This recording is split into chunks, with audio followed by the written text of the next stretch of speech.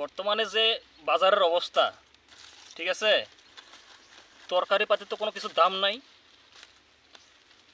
এই যে এতগুলা শাক, এক মোটা শাক মাত্র 5 টাকা। এই যে এত দামি দামি বীজ, ভালো কোম্পানির বীজ কিনে আয় না, শাক ফালাইয়া মনে করেন যে শাক আরও মনে করেন যে কত খরচ, সব কিছু বাদ দিয়া কৃষকের অবস্থা খুবই খারাপ।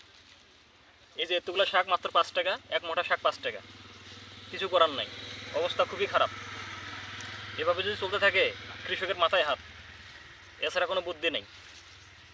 এখন কি আর করার, সব কিছুর দামই কম, সবাই একটু ভালো ভালো খাইতে পারতেছে, সবজি কম দামে খাইতে পারতেছে, এই হচ্ছে অবস্থা। কি আর করা যাবে, সব কিছুর দাম কম, সবাই একটু ভালো খাক, এটাও তো আমরা চাই। কিন্তু কৃষক তো মনে করেন যে মারা শেষ। এতগুলো শাক মাত্র 5 টাকা, এখানে কম করলেও আমার 600 টাকা খরচ হয়েছে।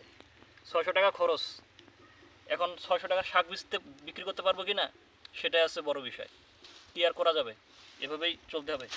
কৃষকের দাম বেশি হলেও সমস্যা, কম হলেও সমস্যা।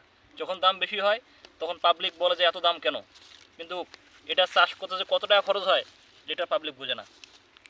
এ পর্যন্তই।